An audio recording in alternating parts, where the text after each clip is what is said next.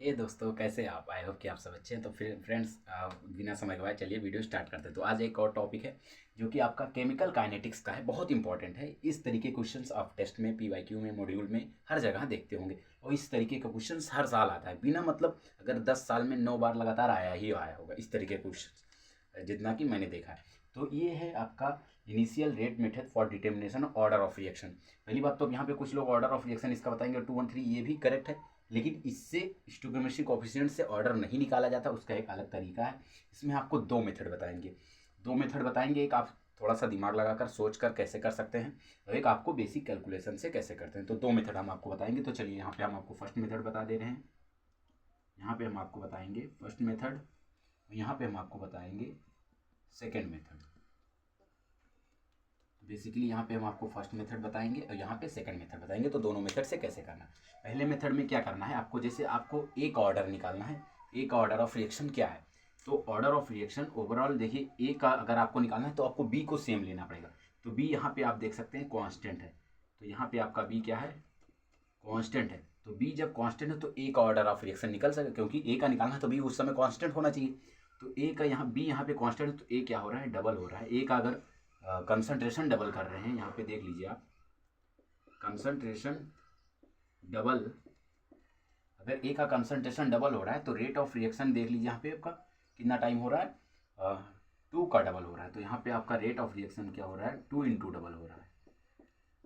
तो इस तरीके से अगर आप निकाल लें तो जो एक ऑर्डर ऑफ रिएक्शन हो जाएगा, एक ऑर्डर ऑफ रिएक्शन हो जाएगा वो 2 हो जाएगा।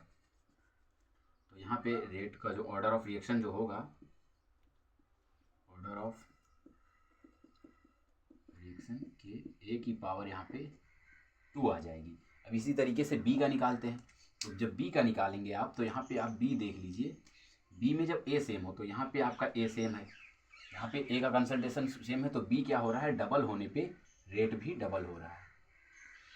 रेट भी क्या हो रहा है, डबल। ये बी के लिए निकाल रहे हैं, बी के लिए निकाल रहे हैं।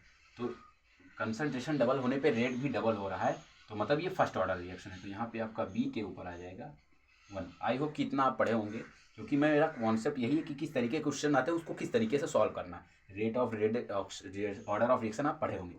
तो इस तरीके से जो ऑर्डर ऑफ रिएक्शन आपका ओवरऑल आ जाएगा, ये ऑर्डर ऑफ रिएक्शन आ गया, जो कि हो रहा है 3 हो रहा है ओवर ऑर्डर ऑफ रिएक्शन। अब मेथड से कैसे करेंगे, तो वही सिंपली बात है कि बी कांस्टेंट है।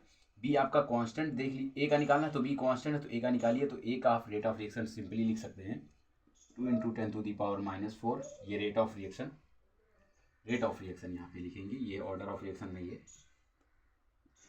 Rate of reaction. तो ये आपका ऑर्डर आ गया, ऑर्डर आ गया थी।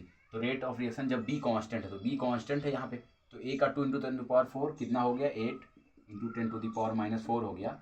और ए कितना था, तो के ए था 0.1 का पावर कुछ एक्स मान लीजिए। और उस समय फिर हो गया ये कितना हो गया है, के 0.2, ये हो गया 0.2 का पावर एक्स। और यहाँ पे बी कितना, बी सेम था, तो बी में 0.1 का पावर वाई मान लीजिए, और यहाँ पे 0.1 का पावर वाई। तो जब आप इसको डिवाइड करेंगे तो के यहाँ पे दे लीजिए, तो के से के कट जाएगा, 10⁻⁴ 10⁻⁴ 1 पॉइंट वाई कट जाएगा। तो हाफ का पावर एक्स यहाँ पे आएगा 1/4 का पावर 1 बराबर हाफ का पावर एक्स। तो इसको आप लिख सकते हैं 1/2 का पावर 2 बराबर हाफ का पावर एक्स। तो यहाँ से आपका x का पावर आ गया 2।